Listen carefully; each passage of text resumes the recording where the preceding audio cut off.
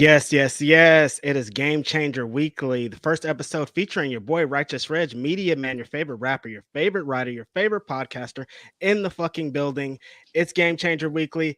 We starting off super hot. We got one of the voices of Game Changer Wrestling in the building representing. Are you in San Francisco at the moment? I am in San Francisco at KGHQ West. Yes. The boys, it's the Bay Area podcast right here. I'm in Oakland, California. It's your homie, the OG Kevin Gill. What's good, Kev? Oh, it's great to be here with you, Reg, and I'm honored to be thought of as a guest for this Game Changer Weekly. I'm glad Game Changer Weekly is back. I think it's a really important podcast for fans of Game Changer Wrestling, and the fact that you're now the man behind the mic, the man at the helm. I'm even more down than I was, and I was fully down to begin with. Hell yeah. I mean, how do you start a Game Changer Wrestling podcast other than having KG on here? Every time you hear Game Changer Wrestling, you hear KG's voice, so it only makes sense. Unofficial as fuck. And That's what's up. Yes. Look, Game Changer Wrestling is super duper hot. The reason I wanted to start this podcast, I was thinking about it after I watched Maniac this weekend. I was like, damn, that was a great show. But legit, for the last 3 years, every time I've watched a GCW show, I thought that was a great show. There hasn't been one show where I've been like, that didn't hit. Every single one of these shows hit. Like at every card, you're gonna get at minimum 4 dope matches at minimum. Like right. Most of the time you'll get 5 or 6 like bangers. So like you guys just haven't missed. How has this little run been for?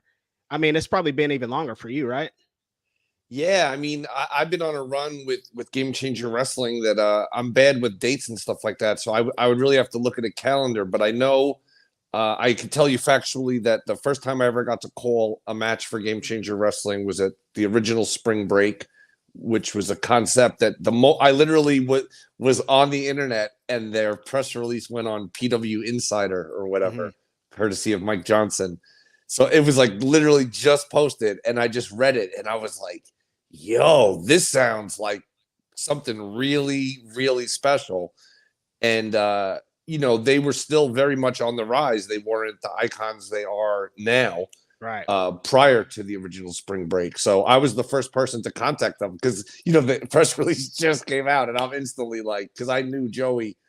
And I'm just like, yo, like, how can I please be down with this? So he put me in touch with Brett, and they were like, yeah, we're going to have different people on it, but you're the first person, to contact or be contacted. So, pick whatever match you want. So I got to pick my match, and then I came back. I guess I did good because I got to come back and do it again for Spring Break 2. And then I did more than one match, I think, at Spring Break 2. And then after Spring Break 3, I started doing more and more shows, just doing all of them essentially.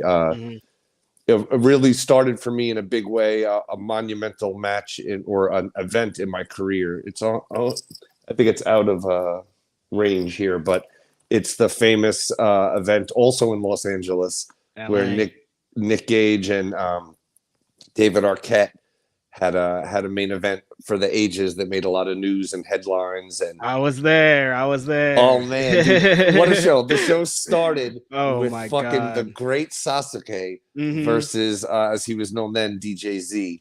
Yeah. Now, of course, a part of NXT. But to go from that to Nick versus David Arquette in the body of one show, and along the way, wasn't that the same show? Didn't that have that crazy ass match? Wasn't it Brody King versus Hardcore Holly? Hardcore Holly was there, yes.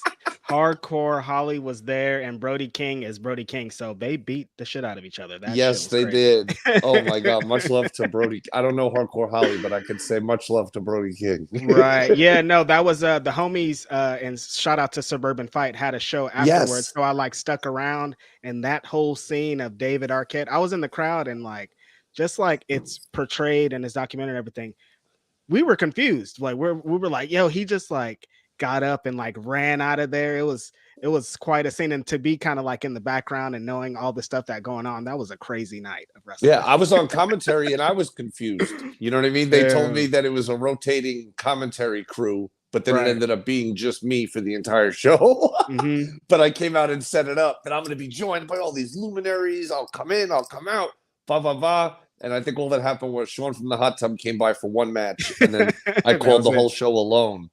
And but Joey I Styles yeah, style. Joey Styles style. Joey style, which I've done it before, and I don't mind doing it. I consider it an honor. But what an honor that night was, and what a surreal feeling, and to be in the moment and to have one part of your brain be literally trying to figure out what the fuck is actually happening, What is this? and then also like, well, what is it, and then what can I say it is Hmm. that's conducive to the experience. So those Right. moments definitely very challenging. Like I had no idea what the fuck was happening. Right. Damn, that was iconic, man. That's kind of set the course for, funny enough, GCW in LA. GCW has a great relationship with the people of Los Angeles. Every time they come through, it's super lit shows. They sell out, like the cards are always lit. What do you think it is about LA that is so synonymous now with GCW? Well, it's like you said, I think GCW put in the time and put their best foot forward, so to speak, in delivering great content and great Mhm. live events to the people there. But I think it also speaks to the people of LA. Like, people Yeah. from LA know what's up. They live in LA. Do you know what I mean? They have all these entertainment options, but they're choosing to go to a wrestling show, which says Right. something. On a Friday And night all the time, you know what I mean? Like, yeah, busy and it's night. like LA is like a wrestling town in a way. Like, to me, it goes back beyond this, but in more our generation, you could have the Pro Wrestling Gorillas and the Mhm. other companies that have run and made weekly or monthly or whatever wrestling in LA a thing. And again, that goes back decades and decades before any of that, with the Olympic Auditorium and Freddie Right. Blassie and all this shit. Mhm. But I think there's something in the fan base. There's something just in the magic of LA, the sheer volume of people that are there. And GCW brings the goods and the fans appreciate it. And that just keeps making it go higher. You know what I Right. mean? And also, I don't think it hurts that GCW was able to come in and run all over LA for a long time, kind of pioneering and blazing some trails in how to safely run events as safe as possible in the COVID era and things like that, where Mhm. some companies were not able to, or were not willing to, or whatever their situation was. Right. So I think some companies, either through ticket pricing and or lack of events or momentum, you know what I mean? I think that helped create, and other companies going away, all those things, you know what I mean? Mhm. Helped create an opening for GCW to come in and deliver. I'm biased, obviously, but I think there's nobody can do what GCW does, like Right. the live event experience, even watching at home. You know what I mean? I don't think there's anyone that does it like GCW, candidly. Right. As far as LA, I've been to 3 different venues of GCW shows. We talked about the one with David Arquette, and then there was Yeah. another one that was kind of like a warehouse type Yeah. That's where they deal. did, and Suburban Fight had the show Yeah, after. yeah, right You afterwards. can't Again, we see it. did the big I'm sitting right in front of it, but this is the poster from that event, that Suburban Fight versus GCW we event. did the big we had Rich Swan on the Sea-Doo, and we Yeah, we yeah, yeah, yeah, crowd yeah. surfed them. Yeah. And I was a part of that. Yeah, yeah. And uh, then now the UCC Center. What do you think? The UCC Center has now kind of become the GCW home. the What do you think home. it was about that place that draws GCW and the fans to it? Well, I think the stability of the venue certainly helps. Like, obviously, the That's always warehouse a big help. yeah, the warehouse show was insane. But as soon as you got That there, was and you crazy. as soon as you saw the Sea-Doo and the warehouse. But I talked quite a bit to the people who ran that warehouse that day, and they had big plans. And when I say talk the talk, meaning like they weren't just like, oh yeah, we have this fantasy. Like, they were Right. talking the talk of doing all this stuff, and I'm just like, man, this is the craziest shit I've ever heard. But Right.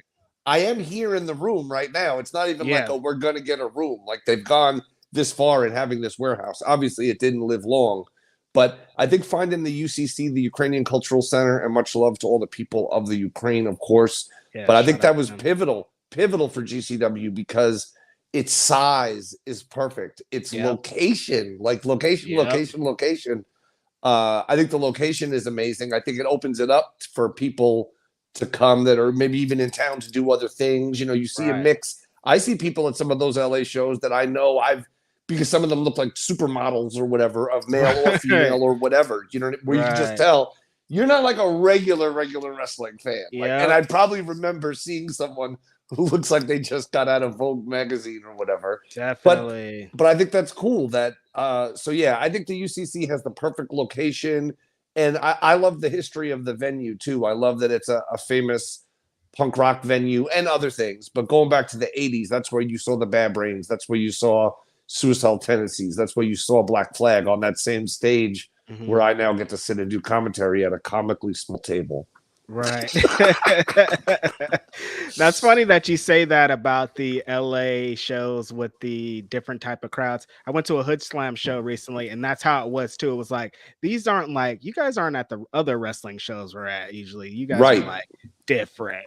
And it's dope that wrestling could draw those crowds That it like could in still a, do it. And Lucha yeah, Vavoom, to give them credit, I think Lucha Vavoom was like a forerunner in that, right. because I remember, this is going back, God, over 15 years, I would say.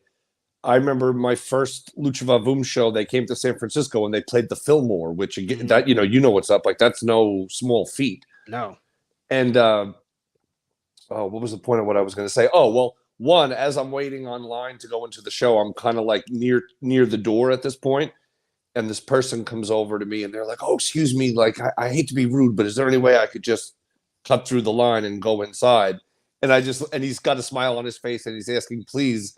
But I just have to double take because it's Robin fucking Williams, you know what I mean? And I'm like, "Oh, like, of course, Robin Williams, please." And of course, he's Right. just going inside, he's not Mhm. cutting anybody, like, whatever. But anyway, I went to that show and I couldn't believe how many people were there, and that none of them had anything to do with going to any other form of wrestling. This experience transcended the limitations of wrestling. And when I say Right. limitations, I mean the limitations that other people's closed minds can put on stuff Right. and cause them to never ever consider seriously going to a wrestling event. But somehow Mhm. Lucha Vavoom breaks that barrier and they go to it Definitely. and they pay top dollar for a ticket, and they, at that time, they would get a top dollar experience. You know what I mean? It was wild for me to see, Right. Definitely. and That's eye opening. California, baby. You know, we out here. You know how me, I represent anytime it's California. I'm like, yeah, that's how we do a little Yes. something, something. So And yeah, yeah, no, go oh, for it. sorry.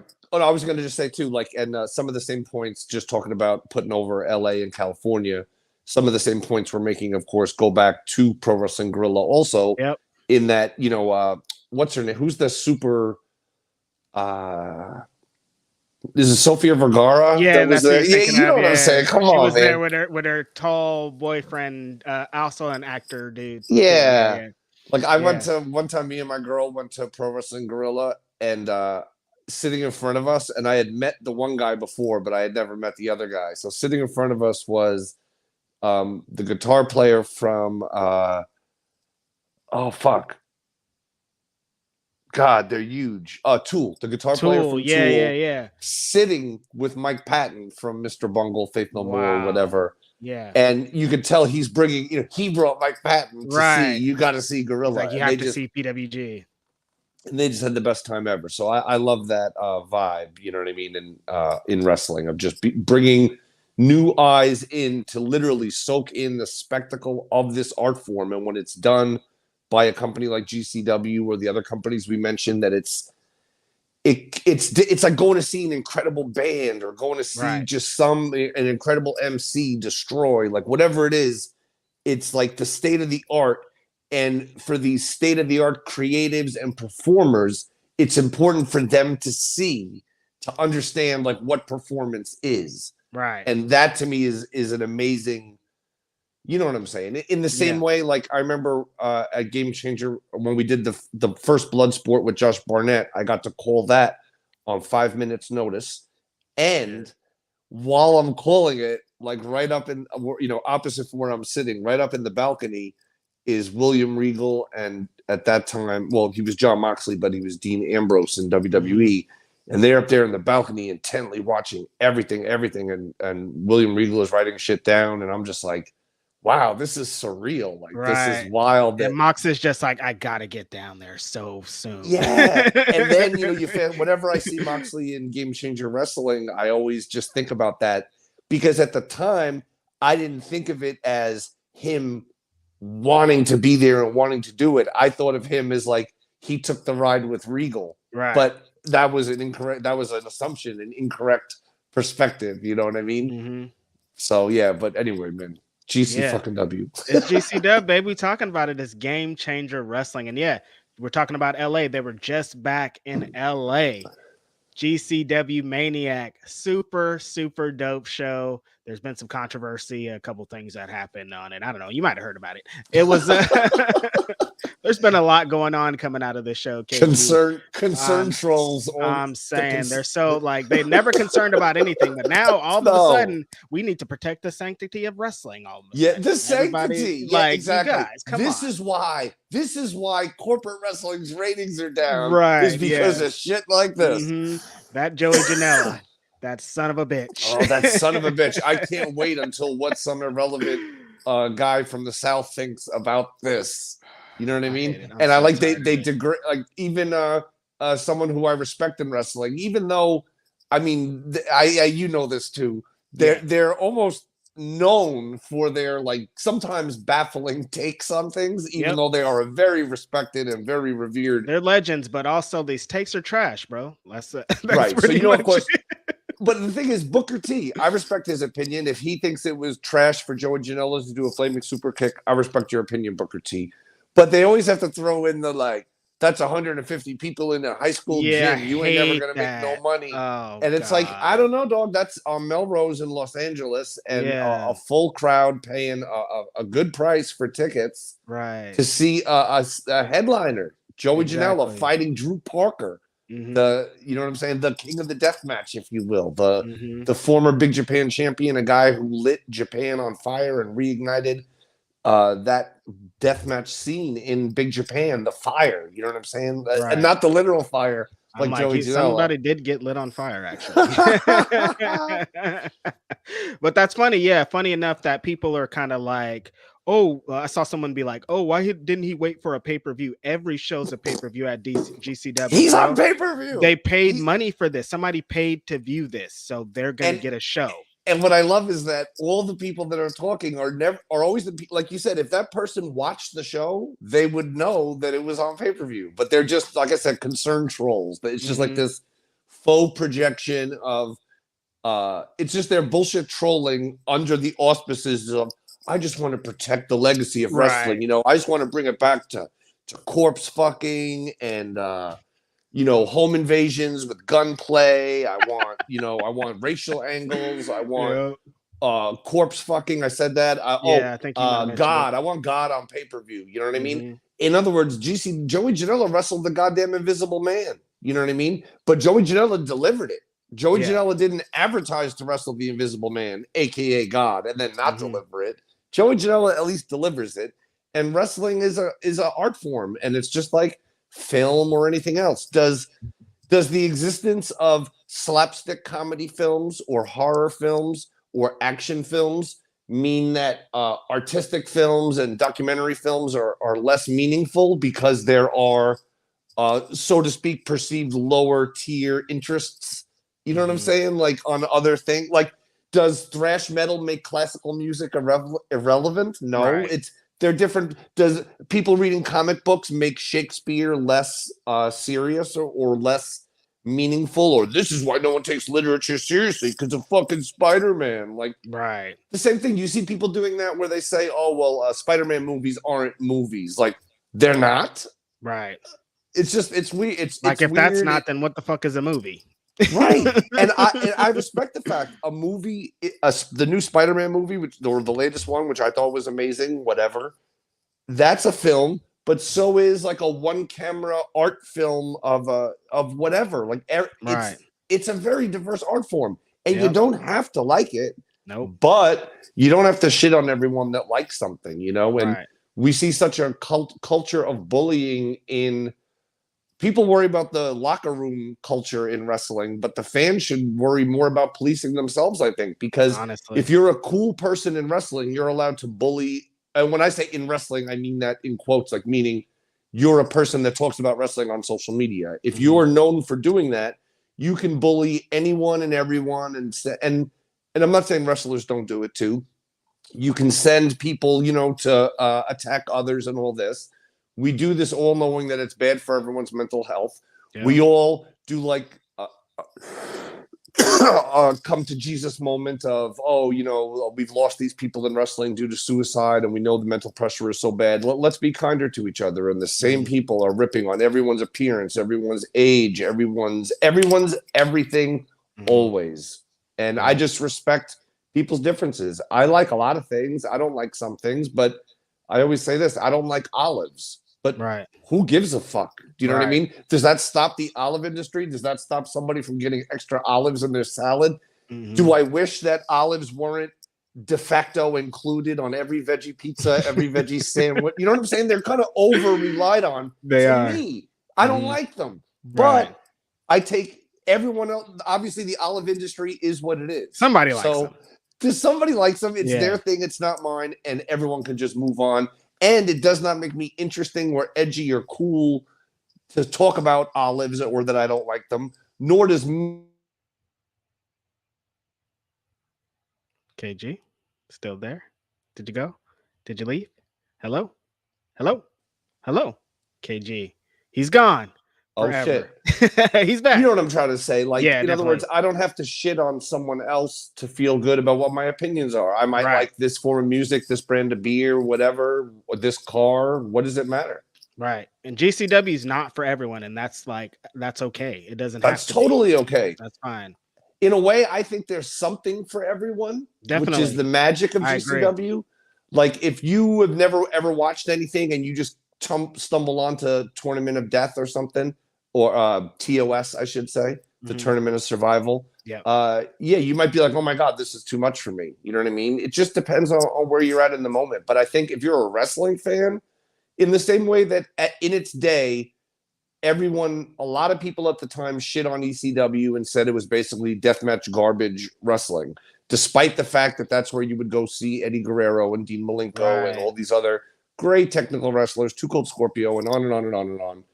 But the perception was they're trash wrestling with chairs. And GCW gets some of that today, despite the fact that they're the ones bringing you Gringo Loco and ASF and Tony Deppen and, just so many talents. So it always goes with the times. You know what I mean? There was people saying that Harley Race destroyed the business with his unrealistic style and his meaningless top rope dives that exposed the business and all this. But meanwhile, that was a big talk at its time, but the overwhelming majority, like 99% of wrestlers and wrestling fans, remember Harley Race as a no-nonsense badass who could do it all in the ring. No one talks about, doing a top rope headbutt ruins wrestling. Do you know what I mean? Yeah. In the same way, no one's going to talk about, I'm really mad that Joey Janela lit his foot on fire, you know? They're going to be fine. They're already mad about something else, so it's fine. What time is it? You know what I mean? But yeah, GCW was back, Los Angeles. Great card. We're going to run through a little bit of this card, I think. Starting out at the top, two wrestlers that I think the interesting thing about GCW, I think now, is there's so many wrestlers that are the next one. You know what I mean? And I think like this match to start the show, either one of these guys could be like the next guy. They could be GCW world champion if, given the opportunity. Blake 100%. Christian and Kevin Blackwood. Kevin Blackwood, I love the things that he's been doing. I love the opportunities that he's been given in GCW. The things that he's been doing recently, he's just turned into his own thing of, his own, the aesthetic crippler, like he is, like he's his own in person.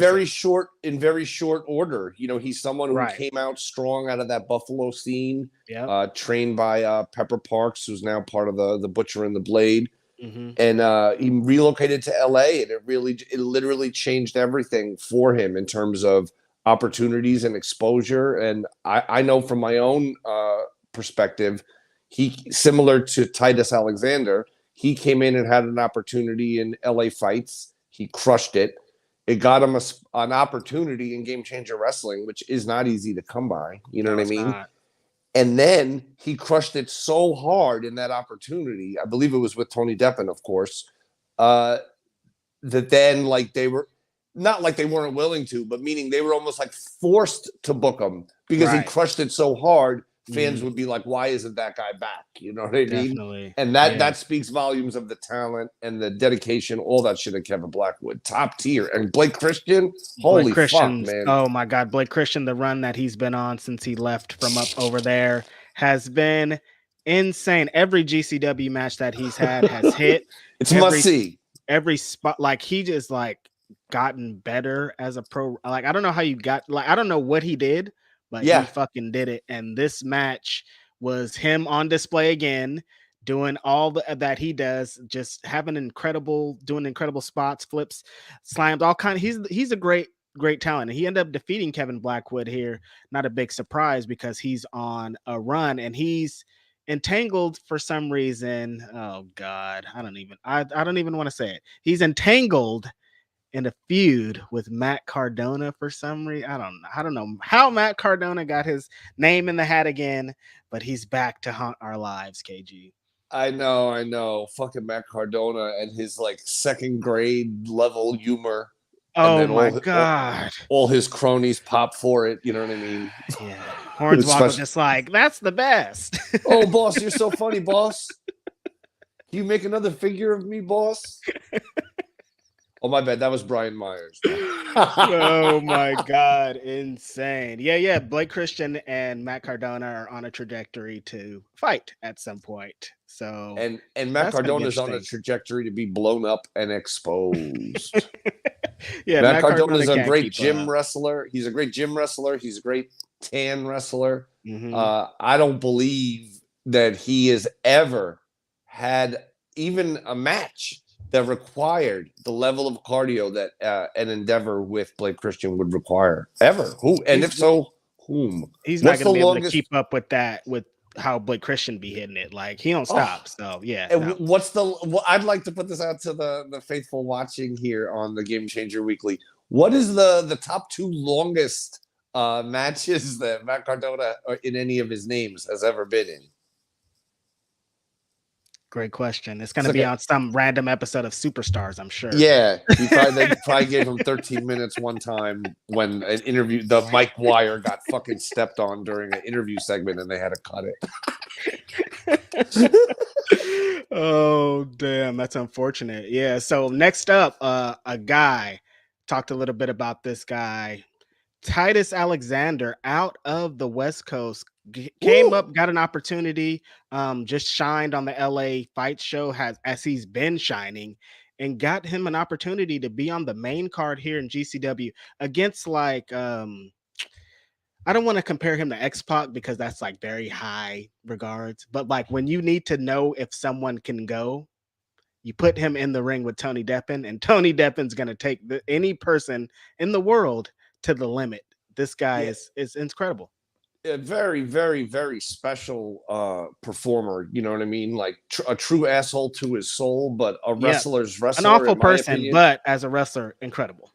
I honestly, like, if you would have asked me a year ago, will Tony Deppen still be a free agent, still be an independent, still be not signed anywhere in the next year, I would have told you were crazy. And here we are, like somehow the brilliant minds at Impact Wrestling, at AEW, at NWA, WWE. Yeah, he would fit in well in Impact Wrestling, honestly. Oh, man. Yeah.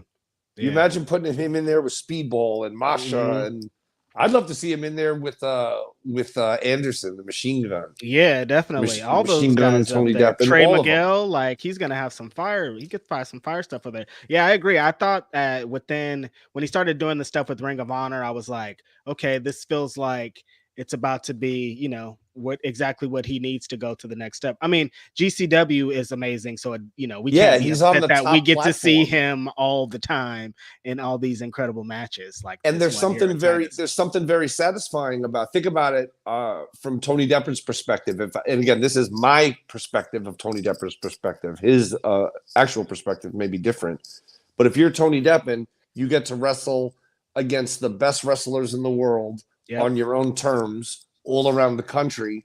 I'm very sure he's open to being contracted talent with New Japan, with AEW, with any of these companies we've talked about. But at the same time, I think there is a cultural, more of an artistic, I should say, satisfaction in performing at this level like this with complete and total freedom. You know what I Right. mean? Yeah, yeah. I agree. He like if somebody's hot in the independents and they're gonna be in GCW for any amount of time, eventually he's gonna wrestle them. So Oh he's yeah. still in there with all the best wrestlers in the world, not the ones mostly not signed, but yo, we're still getting bangers after bangers. He defeated Titus Alexander here. He's an asshole still. So, shout out to Tony Depp and we love him. And Titus Alexander, he had an incredible I have to mention this. He had an incredible match with Will Ospreay very recently in West Coast Pro Wrestling. Yeah, he did. Blew my brains away. I was in the crowd in awe. Great talent. I can't wait to see so much more from him this year, next year, all the years. He's young. He's on his way Yeah. to being a Super great one. a true super talent, a second generation talent, someone who I've put in a word for on several occasions. Just for whatever it's worth, my recommendation is Titus Alexander. Like Right. this guy can go, he gets it, and he's like a wrestler's wrestler. And to have it so young, it's the benefit of being second generation. It's a benefit from sorry, my gimmick has reminders and shit. But yeah, he's a very special talent, and just like a Nick Wayne or a Starboy Charlie, he's super on his way to doing things. All right, the announcements are now complete. Yeah, you need those reminders sometimes. Yes. Next up came what I probably say, and like I said, he's exist in the world that Bryan Danielson exists. The number one wrestler of 2022, Speedball fucking Mike Bailey.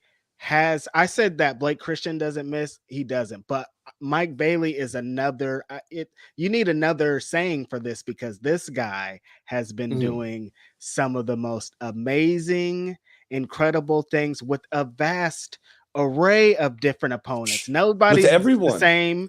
They're all different. Everybody wrestles different style, and every single time if he's on the show, that's about to be the match of the night. You can't beat this guy. I was there at WrestleMania weekend, and every single match, every single time he's on a show, Mike Bailey match was the one. Mike Bailey did that. Speedball, he did it again. And here again, 100 for 100. Speedball Mike Bailey defeats Masha Slamovich, an incredible talent also who held her own for a lot of this. Took Mike Bailey to incredible. The fucking limit. But Mike Bailey is what did this guy? What's in this Canadian water this man drank? KG, I don't know what the hell is going on. A fond memory I have of Speedball Mike Bailey. I got to call, I guess, among one of his very first matches back in the U.S. after his hiatus from performing here. He still obviously performed in Canada and Japan and everywhere else. I remember, so he's someone I've interacted with online, but I never got to meet. So I got to meet him. And in our brief conversation before the show, I asked him, how he felt to be returning and stuff like that, just to get some vibes for commentary. And I'll never forget what he said to me. He's just like, oh, well, the way I look at it is none of these people are going to remember me or know who I am. So it's kind of like just a good opportunity for me to go out there, show who I am, and hopefully people will, kind of like me as this new wrestler, so to speak, and we go from there. And meanwhile, he comes through the fucking curtain like a god. Like people, I believe it was Detroit, if I'm not mistaken. I may be mistaken. Comes through the curtain like a god. People go out of their fucking minds. And all I could think about was that his mind state was like that they're not going to know him, and that's fine. He's just going to try to show his best. Like an 80s baby face, but really, but for real. You know what I mean? For fucking real. I don't even know how he does this every time. It's just like he knows how to tap into every wrestler that he wrestles. He knows how to tap into exactly what makes them great. So the match is going to be great combined with all the great things he does. And this match here with Masha was crazy. That's so key. The great stuff he does. Like I feel like everything he does is great. It's innovative. You're not seeing it in any of the other matches on the show. It's like a modern Rob Van Dam, and a modern era of Rob Van Dam '96 style. You know what I mean? Where there's just innovation. The art form is being elevated before our eyes by guys like Speedball Mike Bailey. And I tweeted this the other week, just about like, man, Impact. Hats off to Impact Wrestling, man, because without them signing Speedball Mike Bailey and featuring him on their weekly television program on Axis, the independents and all of us wrestling fans wouldn't get the benefit of having Mike Bailey here. So you know what I mean? I literally I salute Impact Wrestling, and I try to shout them out whenever I can, because literally without them, Speedball Mike Bailey wouldn't have a work visa and wouldn't be in the United States. Yeah, shout out to Impact Wrestling. Those are the homies. And Mike Bailey has definitely used this new foundom back to America to up his stock. He's going to be able to do whatever he wants from here on out. So, and I hope Impact capitalizes on him, like fully, because to me, literally, he's the guy that you could do an epic run and build to him going for all your titles, basically. Like all your at any time he can go for anything. He can make another person along the way, but to me, the main story to be told is the rise of Canadian superstar Speedball Mike Bailey. I know there's a lot of proud Canadians in the Impact office, you know what I'm saying? And Speedball fits the bill, man, and he's just amazing. A truly spectacular talent. Like, I've been around wrestling a long time, but I've never seen anyone like Speedball Mike Bailey, truly. You know what I mean? Yeah, fucking amazing run, man. Shout out to fucking Speedball. Keep doing it. I'm sure next match is going to be a banger too.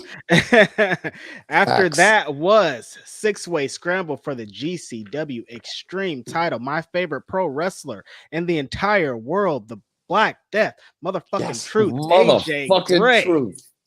Beat some ass again. He was out here wilding, doing cartwheels and shit, acting just... What can he do? What a talent. Just acting insane throughout this whole match. Yeah, there were some other great talented people in here. Cole Radrick has been on an incredible run. Every shot, every moment that he gets, he capitalizes like no other. Jack Cartwheel has been flipping and dipping and stripping all over the fucking world at this point. I love Jack Cartwheel. And every time look at this shit right here, man. Ninja fuck Mac. This guy, man, holy fuck. Noah was smart as fuck to sign him. Yeah, like, what are you doing, dude? Every time I watch a Ninja Mac match, I'm like, this guy is a fucking superhero. Seriously. He like flips from he's anywhere like a movie that's star. Anywhere. Right. He's like fucking Jackie Chan or some shit, man. He's always I love looking at this camera work and this venue, and then hearing people say this is a high school gym. Yeah, this is like, crazy, bro. What high school did you go to? Please let us know what high school you were kicking it in. Yeah, but there was some other homies in here. I went to high school in Jackson Heights, Queens. They didn't have no gym like that. It wasn't like that. Shit, most of the schools I went to, gym was outside, so just a concrete parking lot, maybe backboards, rim, no net. You know what I mean? One really cool thing was about this, making his return to GCW was another extremely talented young man from another NorCal guy too, Pacifica, California. Starboy Charlie to a big ovation. Starboy Charlie has been in the gym, hasn't he, KG, man? He's gotten to it since he's been injured. I was talking to his dad. Starboy Charlie's dad was in attendance to see his son wrestle, as he almost always is. Usually his mom is too. I didn't see her this day, but I said that to his dad, and he was so proud. I was like, man, Starboy Charlie is like extra superhero. You know, I described it to his dad as like, he looks like when Spider-Man or somebody, a superhero gets exposed at school, or you see them at gym, and you're suddenly like, wait a minute, like Peter Parker's all like super under them t-shirts, man. He's looking buff. But yeah, Starboy Charlie, man, his upper body, he's just been developing at a rapid rate, and he obviously didn't let his injury, which, you know, is a serious one, he didn't let it distract him. And whatever, I guess, parts of his body he couldn't work, he worked the other ones until he could work the injured parts. But he looked swole and out of control, and what an awesome surprise that was to see him come through that fucking curtain like that, and the ovation. And I just love Starboy Charlie. Like you said, Pacifica guy. I've been working with him since he was a little kid. Not that he's so much older now, but he was a child. He was, I don't know if he was 8. His mom has this picture of me signing an autograph for Starboy Charlie at the first show he attended. Wow. And I don't know if he was 8 at the time. Might have been 8. But that to me is so surreal. Do you know what I mean? Crazy. That was part of his first wrestling experience, was he got to meet me. But really, the truth is, I got to meet him. You know, right? Now look at him. He's back. He's a superstar. I'd like to see Starboy Charlie and Robert Martyr go at it because they kind of have similar body types now. Sure, sure. Starboy AJ Charlie versus Gray. everybody. Yeah, seriously, he's back. We're very happy to see him back, and he's going to And be he should doing be some all incredible over. Book things on the Starboy way. Charlie.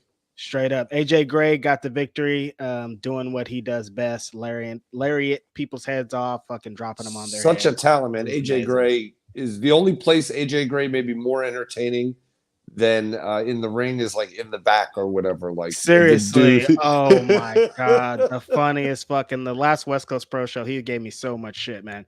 This guy is a menace, man. I love him. That's my fucking bro, man. He I is the love seeing greatest. him in GCW. Shout out to my homie AJ Gray. After that, we had an incredible match between Biff Busick has a super duper insane beef with Super Dragon, and I like what the story that he's been telling since he's been out. Like Super Dragon is driving him nuts. It's costing him matches at this point. He's just so enthralled with trying to get this match with Super Dragon. He was using like curb stomp here. He used a psycho driver. Like all these things essentially worked against him because my homie Jordan Oliver with a huge victory here. He's Huge. been accounting, a lot of victories over the last year, maybe more. His stock's been rising every time that he's in the ring. And this match here with Biff was great. He at the end used the little veteran instincts now. Jordan Oliver then growed up, man. He's not the little young Jordan Oliver anymore. He's out here. Yeah, Jordan is so talented. But I mean, you talk about Biff Busick. Busick just redefines the game. Like Yeah. you if you did a Mount Rushmore of the best technical guys doing it today, he'd be on it. So for Jordan, that's like the biggest win of his career. But it was Yeah. a hellacious battle to get there, man. And I would never. I mean, I would never want to tangle with Jordan Oliver, but I extra wouldn't want to tangle with Biff Busick. Holy Not fuck! this new Biff. Biff used to be stiff, but now this man is like, look, y'all are not about to get nothing off on me. I'm here to beat some ass and take some names. And he's been beating a bunch of ass since he came back, man. He does And like you not said, look at this guy. all that Super Dragon stuff, like you said, has gotten inside his head, and he's so focused Yeah. on it. He And the just moves are can't focus on devastating. There's no anything doubt. else. And to be doing the Super Dragon shit in LA, Super Dragon somewhere around here in the world existing, and you're just calling out Super Dragon. But yeah, in the end, it's just driving him crazy. He's gonna have to either get this match with Super Dragon or maybe rethink what's going on here, because I don't know if it's gonna help him just going at it like this though. So it's really dope to see Biff Busick back in GCW though, because he represents a great part of independent wrestling. The theme and all of his fans are like really like hungry for him, and like he's just one of those wrestlers that I think really fits in well in GCW. Amen. And to see him unshackled, to see him with Yeah, all the creative freedoms, with for him to go he's an artist, you know what I mean? To he me, is. like, and he can go paint the type of picture he wants to paint without restriction. And I'm here for that. And a lot of fans are here for that. You know what I mean? So that to me is a very cool thing. Mm-hmm. Yeah, shout out to Biff Busick and Jordan Oliver for picking up these big wins. He's on his way, man. Jordan Oliver's not playing with y'all no fucking more, yo. After Super that, talent. great match, great people. One of my favorite people in the whole world, Dark Sheik, out of motherfucking California. It's California people out of here all the fucking time. In a great match with a legendary figure. Oh, Lou man. Fisto looking great out there. This was a great match. They were really beating each other's ass at a lot of these points. They brought in some chairs. Sheik said that she got very hurt with the slams that Lufisto gave to her. But Sheik has been on a great run. In LA, Sheik is hard to beat Sheik in LA because the California ties are always on Sheik's back. How do you feel seeing Lufisto being on display here in GCW recently? I think it's amazing. I got to spend some time with Lufisto at the Independent Wrestling Hall of Fame ceremony in New York City a few months back. Mm-hmm. And her love for wrestling is so strong. And like the more you either learn about or refresh your memory about her accomplishments and the trails she's blazed for women's wrestling, even outside of the ring, like literally in a business sense, and dealing with government regulations and things like that. She's a true innovator and inspiration and icon, someone who doesn't get enough props, enough respect. So to see her down here doing her thing, I think it's amazing. And I certainly hope we haven't seen the last of her, because she's a very special performer and somebody people should definitely be aware of and be supporting. Seriously, and Dark Sheik has just been tearing it up here in GCW ever since that match with Nick Gage. It's just been like, I'm fucking here. I'm GCW. I'm hardcore, and I'm gonna fight anybody that is put in my way. So shout out to Dark Sheik. I love seeing Dark Sheik out there in the world, out of more than just Right, like at the correct. California show. So when she's booked on anywhere, I'm just so excited to see Dark Sheik do her thing. So that's Hell incredible. yeah. I'm a huge proponent of that. It's so important. You could, for anyone, you can be the most over person in a city or a town or a region or a state or whatever. But the real magic to me, and the real earnings and all the magic happens when it becomes bigger than just your immediate area. Like the whole world, Exactly. when you have something good, the whole world needs to know about it. It's great. Regional success is great, and hats off to everyone who has it. But use that to get yourself to the national level, to the international level, and now here's Dark Sheik. Mm-hmm. Yeah, it's awesome to see. Mm-hmm. This next match was some wacky shit in a great, amazing way. Young King, super duper superstar. His name is Nick Wayne. Oh my God. He is another West Coast representative. This kid has been having some incredible matches. When I say kid, like legit, he's 16 a kid. years old. Yeah, 16 years old, and does not wrestle like a 16-year-old. Does not, his instincts are something of someone that's really been in the game already. And like, look at the execution. Look at the execution on this moonsault. It's literally a picture perfect. It's insane, like, to be able to excel and be in a position already at 16 and taking every opportunity that you have and being incredible and having one of the best matches of the night. He had a great opponent here. It was an easy one this time because he was in there with Mexican sin fucking station Bandito, who that reverse fucking press slam. Oh man, fucking this shit right here was just like, what kind of badass shit is it? My backyard wrestling Righteous Reg would be like, that's the greatest move I've ever fucking seen in my fucking life, man. This he did it with ease, performed it with ease, with the greatest of ease, man. Yeah, these guys were in a back and forth, who can top who can flip the highest, who can slam the hardest, who can knee the hardest, like who's the top dog. And Bandito, every time that he's in a match, he does something that I can't believe. He's incredible, amazing talent. And so it's great to see him back in GCW. Nick Wayne, though, he is on his way to having his fucking dream match. Now, people wrestled 30 fucking years to get their dream match. This guy's getting it as like he's already getting his dream match against Will Ospreay coming up here very, very, very, very, very soon inside of a Game Changer Wrestling ring. Will Ospreay's GCW debut. How do you tell a better story? How do you write a better thing for Nick Wayne? Like, what a graduation gift to come. Here you go, man. Like, how do you? I can't believe I'm so I've never been so happy for like just a young person to be like, I want this match, and then to get this fucking match. What do you think he's gonna do against Will Ospreay in this match? Well, one I wanted to say, I think it's great how Nick Wayne got it by having such heart and such resiliency at a time where he was scheduled to be featured in major matches, and there was, let's just say issues beyond his control that or our control that prevented him from appearing as advertised. And he still Hammerstein, right? Yeah, he still showed up with a smile on his face, and he still represented and supported. And I love that Joey Janela offered him that opportunity at some point during that weekend of, like because you got hoed out like this, basically you came out here, your mom's out here to see you wrestle at Hammerstein Ballroom. Name your pick your spot, call your shot. Like, who do you want to wrestle? And they did it on Twitter, of course, because it's Joey. He's like, Osprey, bro. I don't have to think about anybody else. I don't have to think about this. Osprey, Osprey, Osprey.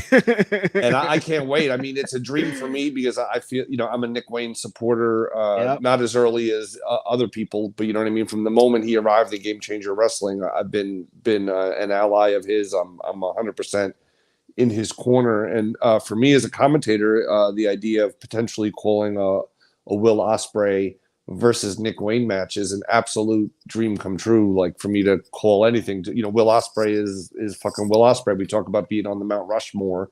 Will Ospreay's on it, He's the guy right now. He is the fucking guy right now. So talented.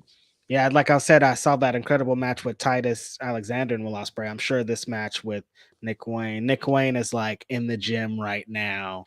Any moment that he's not in school, right? He's in the gym. It's so crazy to getting think about. ready After for this. School. Yeah, like literally, you wrestled Bandito over the weekend, right? And then on Monday, you're like in second period or in whatever. Class, bro. I was in there with Bandito, former ROH world champion, and now I'm just like at PE. Yeah, like other kids watched whatever 30 Day or 90 Day Fiance or whatever. Right. Yeah. And then he's like, oh, I went to LA and wrestled fucking Bandito and they threw fucking money at me. And then now I'm back. And yeah, well, I got to go to the principal's office. Not for anything bad, but just to pick up whatever.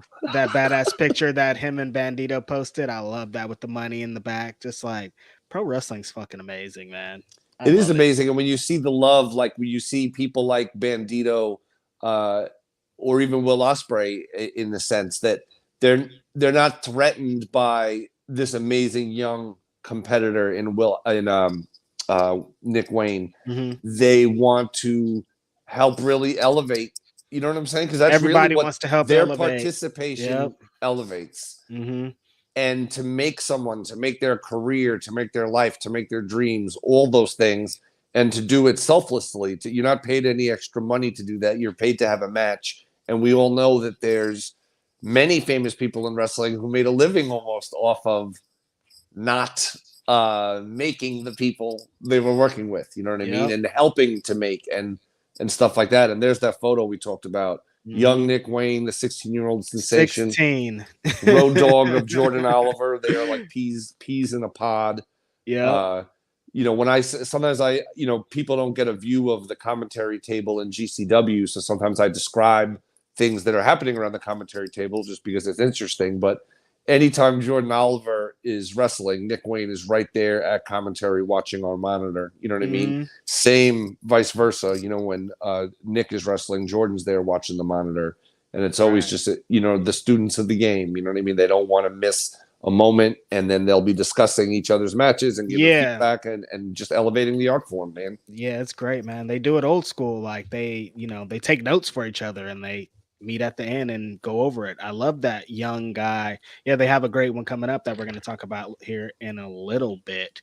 But before that, we got a couple more matches that were here on this GCW Maniac card. The tag team champions of the fucking world, Bussy, Alley Catch, Effie, incredible people. When Effie enters a room, it's really just hard to define. Just people just are like, the energy is crazy. It's unmatched, man. Effie represents something undeniable here in GCW. And Alley Catch is incredible. All the things that she's done since they've won the GCW World Tag Team Championships has been incredible. They've been in some barn burners, and this one here was no different.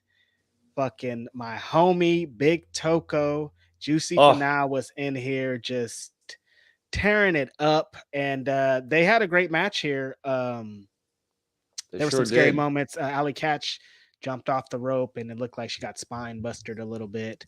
There was a lot of door breaking action. Spine busted a lot on some chairs. Yeah. With a big Samoan on top. The Samoan squad came through. Yeah, that's the spine. That's the spine buster. That's the spot. That was yeah. Shout out to Alley Catch. I don't know if I ask specific questions after the show, but I had to ask Alan because from my angle about that one.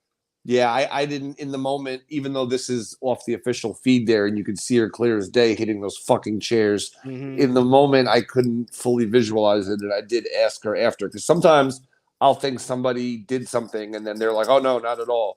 But Right. then in that case, yeah, she Mm-hmm. 100%, as our eyes can tell us, she was brutally fucking driven onto those fucking chairs.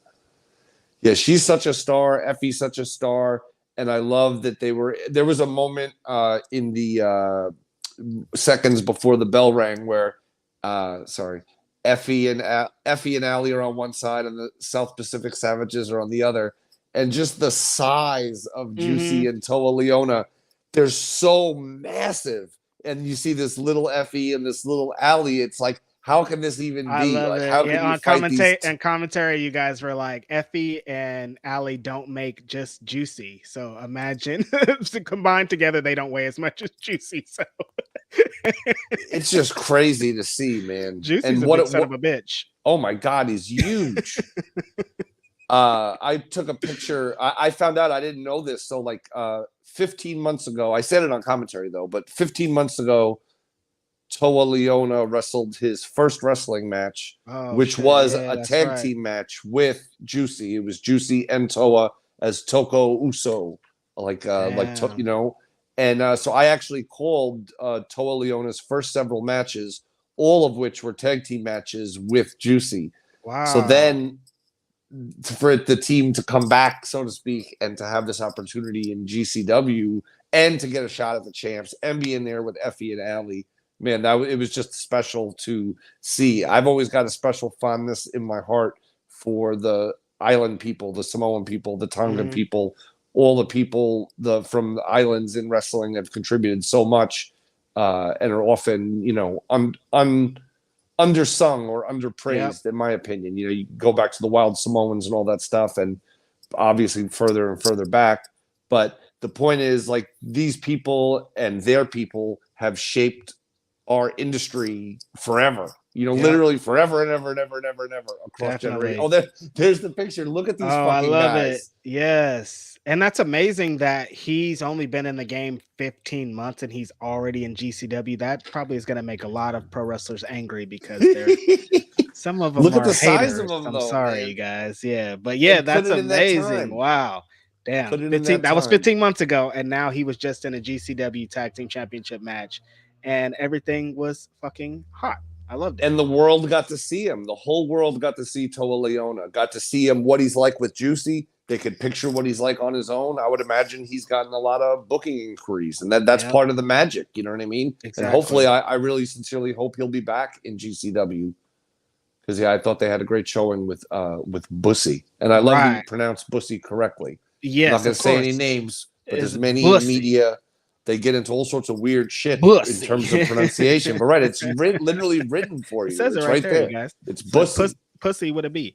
Right. And a And lot of people speaking, say, a lot of no, people then try to say Boosie, but would you yeah. really say Pussy? Would you say No. pussy? I mean, you might though. I'm trying to get some pussy. Yeah, Right, yeah. Maybe if you're French, I want to get some pussy, please. right. I mean, it depends on how much wine I had, I guess. Right, exactly. And if it was white or red wine. Right. But yeah, we talked a little bit about some heat, some hot, some fire, the main event.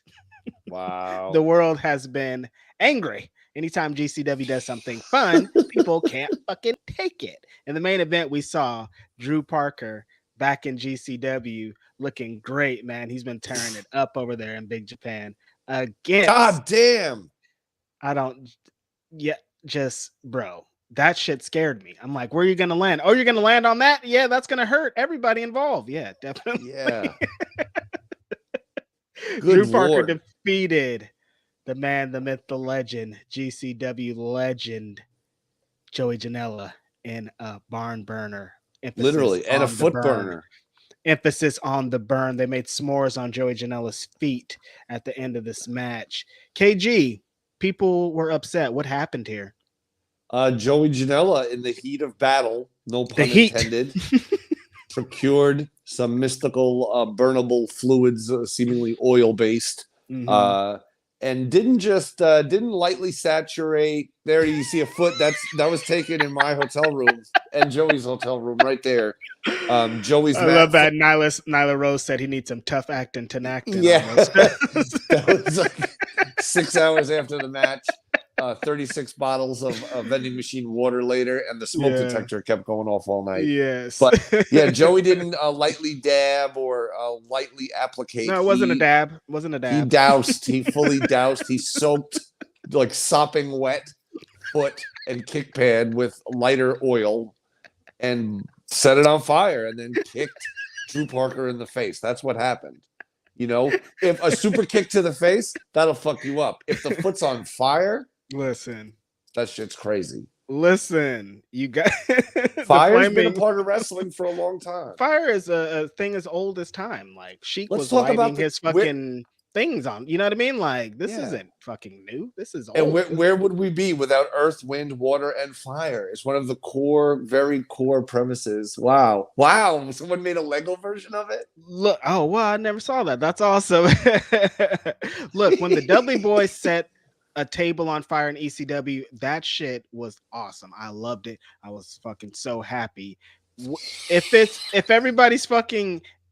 safe here and the competitors want to do it and we're not, setting entire bodies on fire, they did the same spot in Japan. It wasn't, they don't douse.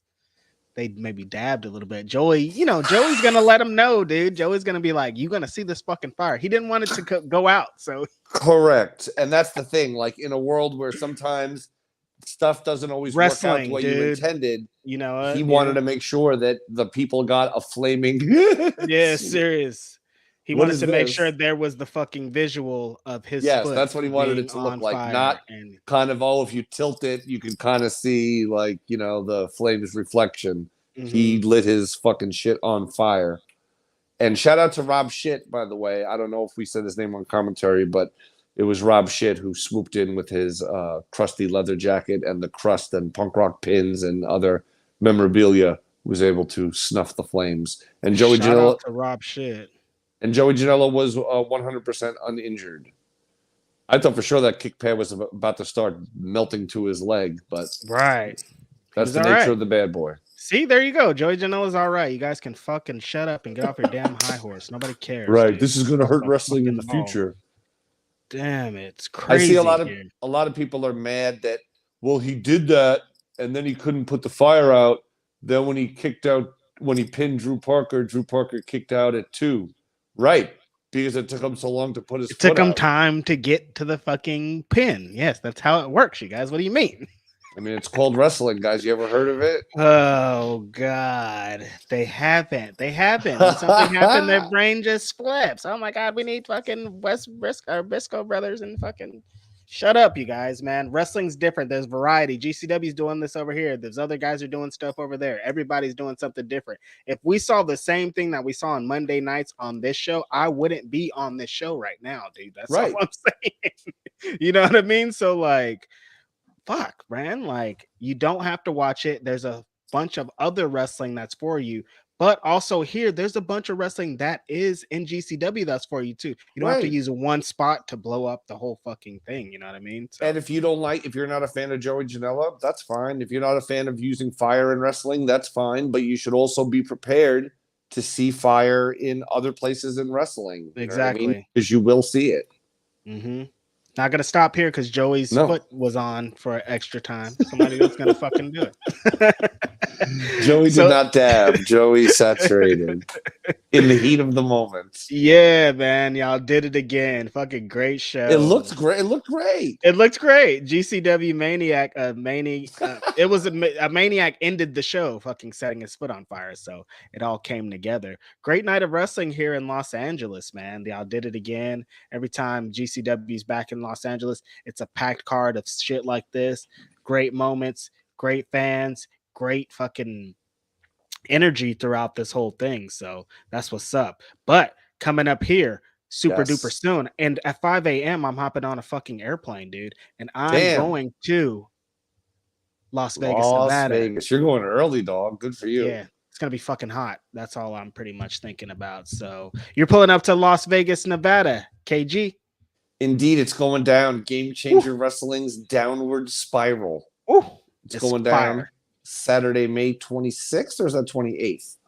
May 28th is the May date. 28th. And talk Yeah. about instant classic on paper. Gringo Local, the Base God, and ASF going face to face, head to head, mano y mano times Mm, two on Jordan Oliver and Nick Wayne, the young mm. guns, if you will. We just talked about how they watch each other's matches, they got each other's back, and here they are on display as a tag team. Jordan Oliver and Nick Wayne.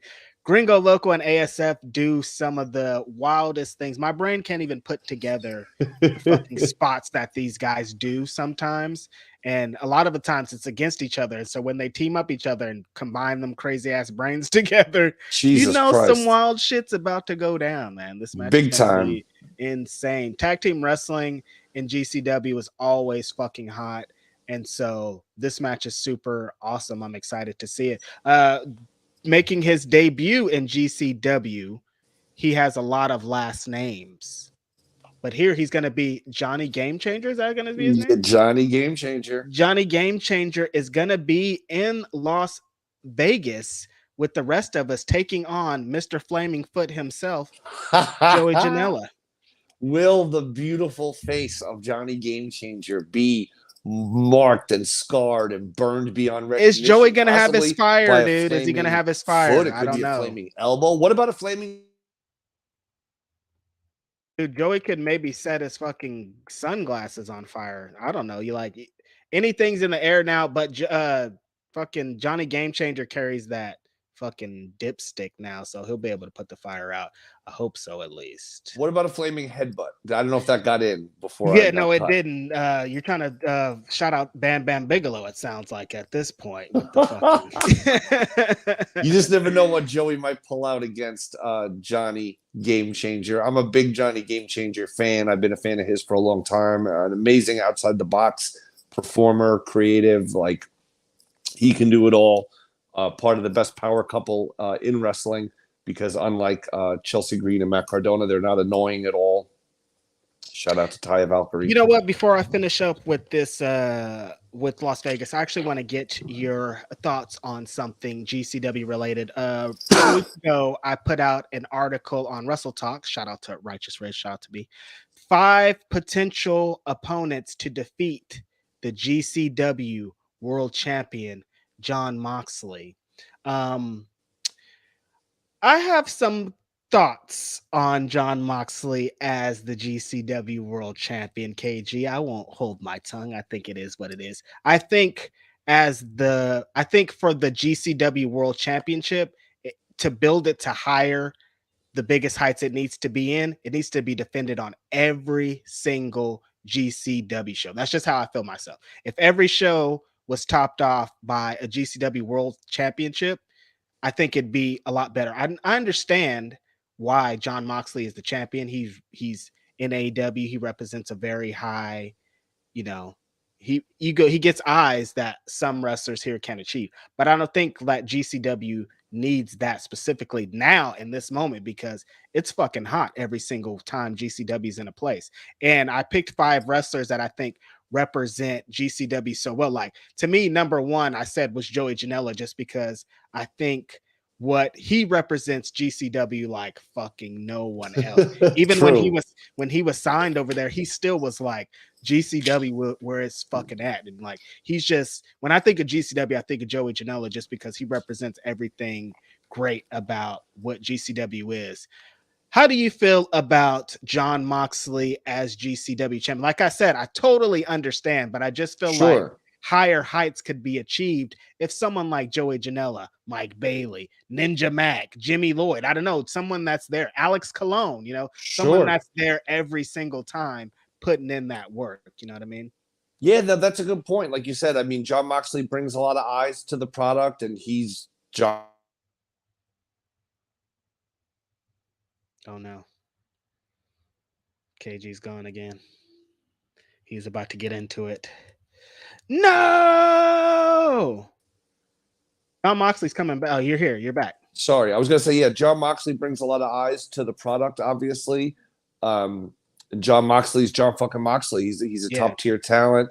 I know, he's obviously, gone through stuff in his life, and Mhm. the on the positive side, he's had the welcoming of his child into the world. Yeah. He's a star every week in the Blackpool Combat Club, Yep. and then he's even got people like Filthy Tom Lawler who are like confidants of Right. the Blackpool Combat Club. Mhm. So I would love to see John Moxley defend the title on every show. Mhm. And maybe, who knows, this could be the first of a run for Mox. But you got to wonder too, as Mox dives further and further into the world of AEW and the Mhm. Blackpool Combat Club, is he ever going to take his eye off the ball enough? He's not there at every GCW show. So is that going to Right. open the door to someone? And would it be someone like a Joey Janela, who's a Mhm. GCW day one? Could it be someone like John Moxley's done it all, but he's never faced anyone like Ninja Mac? You know No what I way. mean? The Mhm. history of Cologne, between Cologne and Moxley, I think is very interesting. And Moxley's love of deathmatch wrestling makes him versus Cologne like an absolute dream fucking match, Right. as far as I'm concerned. But it's like you just never know. Moxley marches to the beat of his own drum, so you Mhm. never know what to expect from him. Like, I was shocked the first time he showed up, and I screamed out something like, "It's John fucking Moxley in a Slayer shirt" or Mhm. something. I had no idea that he was going to be there, and That was then at the Florida Spring yeah, Break? the Yeah, Florida that I Collective. was there, and the energy, that's the thing, that's why I say I understand why he is the champion, because when John Moxley comes to a fucking show, these fans, oh my god, it's like they're seeing God, honestly. Yeah, They cannot, in that Florida show, they were like, oh my god, they could burst. They were so excited to see this man in the ring. So I totally get it. When I see him, I'm like, damn, sure. the And I energy, think that's crazy. and I think it says something too, because like obviously I can't dispute your point. You have a great point that you've made. On the flip side, though, then when I see the crowd, a show like we just did in LA this weekend, where the show was just a Grand Slam home run show, the crowd was awesome, the matches were awesome, and there was no John Moxley. So Mhm. then the idea that there's this additional like super attraction, if you Right. will, like GCW on its own is a draw and a brand and whatever, Mhm. and if the champ is there, that to me that takes it to a whole other level. You know I what I mean? agree. It may, on one hand, I would love to see the champ defend the title on every show, but on the other hand, I just love like that feeling of like, what are you going to get? Like, what's When's he going to gonna show happen? up? Yeah, Who's going to be yeah. there? Mhm, mhm. I agree, yeah, and just like we said, he's coming back, baby. New York fucking City, Queens, Saturday, my June hometown, baby. 18th. Anytime, just like LA, anytime that GCW is in New York City, the shit is lit. Oh my god, dude, I You're love happy to that. be back, I'm sure. I love that Melrose Ballroom, man. A historic, an amazing venue. Had many great historic, game changing wrestling events. That's the building that Marco Stunt was born in, so to speak. Like, his career was made in that building, and Mhm. I got to be a part of that. I got to call matches with Danny Havoc for the first time in that building. Rest in Rest in peace. peace. I got to call matches with Nick Gage in that building for the first Mhm. time, and I went into it not knowing I was calling matches with those guys, and I didn't know either of those guys, and I was like, these guys probably aren't going to like me. Like, they're just going to think I'm a dick or I suck or whatever, because they're two intimidating dudes. And then I'm like, I didn't get to like talk to them or anything beforehand, so it's like just literally I'm at the commentary table, and then like Nick shows up or Danny shows up or vice versa, because there was like some rotation going on. But it's like, holy fuck, like I have to do commentary with Nick Gage. Like, I just want to play off him. But it was very intimidating, but it worked out really, really well. And I felt like I endeared myself to those guys, and like they both had good things to say to me afterwards and thanked Mhm. me for everything. They would give me the business a little bit on the air, but I appreciate that, and I think that helps make it. Because, in other words, who am I to say anything to Nick Gage? You know what I mean? So Right. I like that aspect of it, and I appreciate the old school technique. You know what I mean? Like, it took several shows before Nick publicly would be warm to me, even though Right. he was very kind to me privately. Mhm. But I Gotta keep, respect that. That's the game to that's Nick me. Gage. Yeah, Yeah. exactly. Yeah, I He's get not it. going to go out on a line, not testifying, wrong word. He's Right. not going to put someone over without them kind of passing his own tests and his own parameters, you know? Exactly. Yep. But before we get to Queens, New York, this weekend it's going down. Las Whew. Vegas, fucking Nevada. It's gonna be hot, as in inside the ring, and more than hot out fucking side. Everybody drink water if you're gonna be out there. Stay Keep hydrated. drinking water. It's gonna be hot as fuck. There's a lot of fucking wrestling going on. I'm super excited. KG's gonna be there. Righteous Reg's gonna be there. The whole fucking GCW gang's gonna be there. I'm sure there's gonna be shenanigans on top of Many fucking shenanigans will be afoot. I've heard rumors that Cassidy Haynes of Bodyslam.net will be in attendance. Most definitely. I have talked to him, and he has a shenanigans Like ready. an itinerary. Shenanigans of itinerary is ready to fucking go. So yeah, it's gonna be lit. KG, man, thank you for being here. Thanks for your insight. Thanks for being one of the voices of Game Changer Wrestling.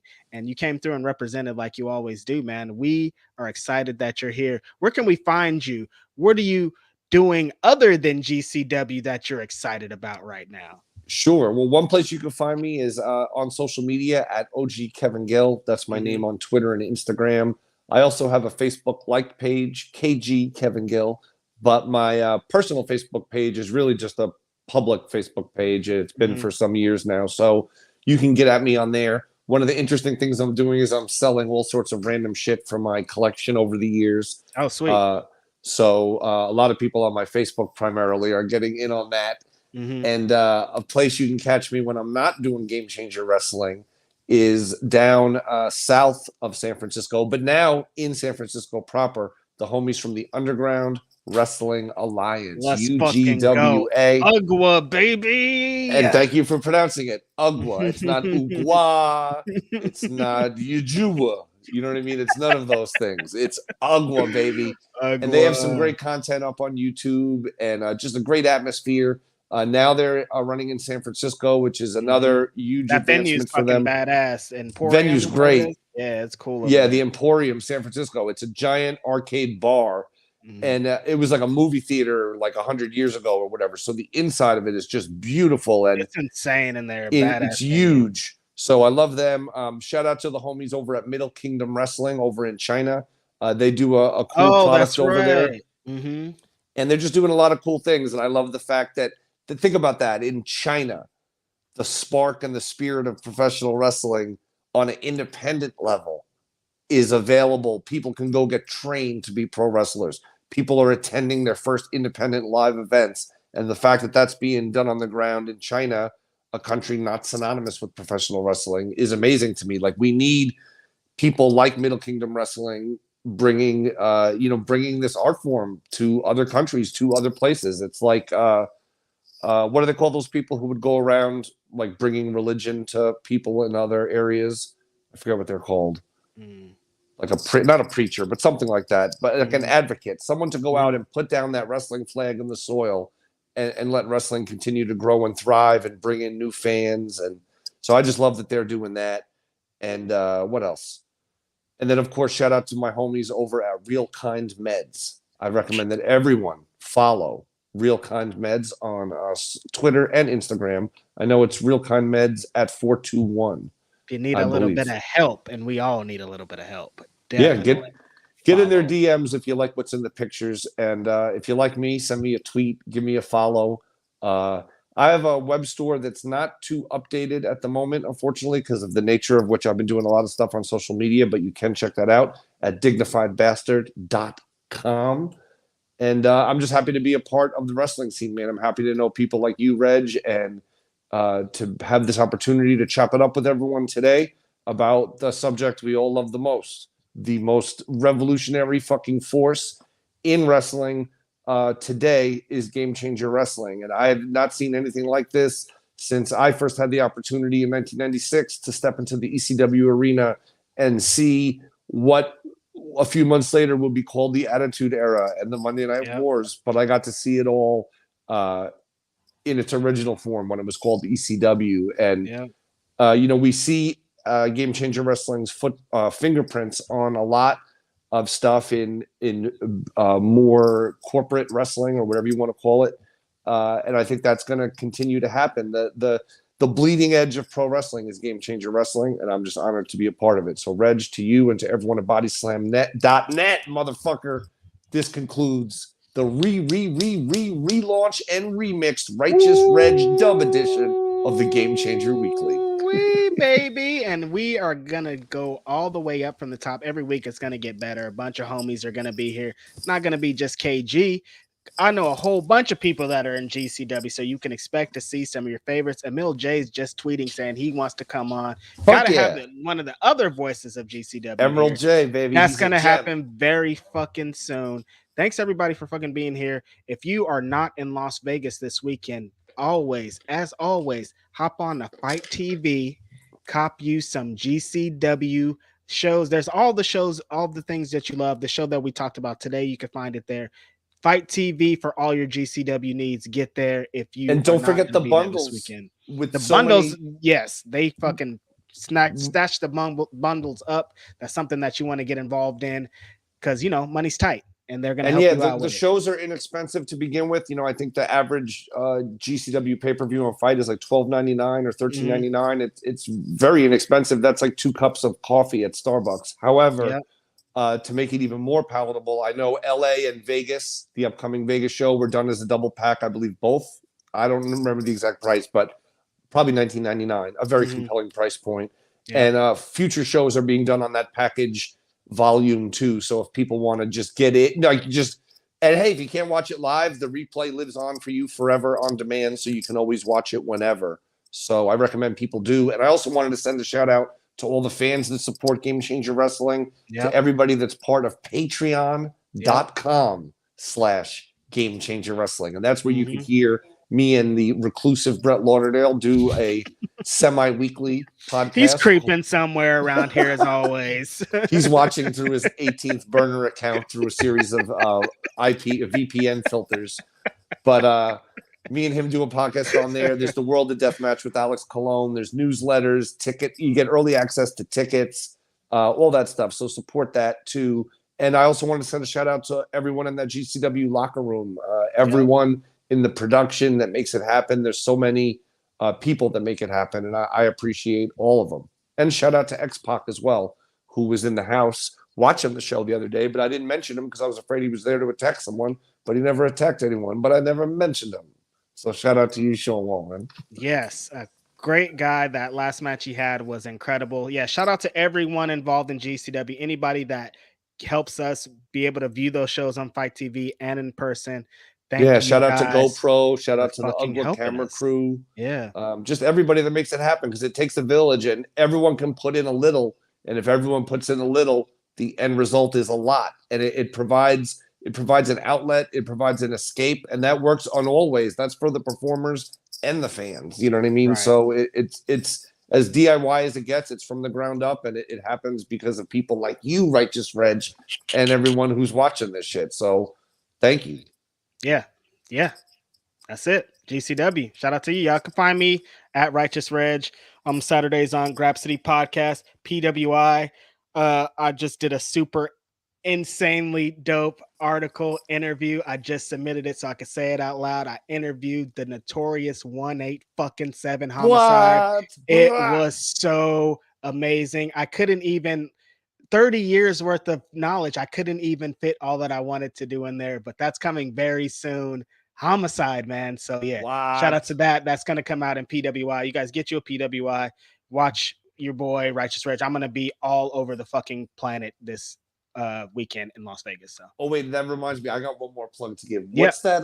What are those wrestling magazines that they sent me from England or whatever? Is it? What do you remember the name of it? Or is it the Inside the Ropes? Is it Inside the Ropes? It has. Let me see. I got one of them right here. I want to give it the appropriate plug, but I'm like the way this camera and chair is set. Oh yeah, it is Inside the Ropes. So yeah, shout out to them. But I contributed to a new. KG can't get his Inside the Rope plug off. Maybe he'll come back here. Inside the Rope. Yeah, Inside the Rope's cool. They're out in England. Yeah, you got it. Oh, sorry. Yeah. So I just wanted to give a shout out to them. They just announced today a new article that's coming out in the new episode, the new issue that just dropped.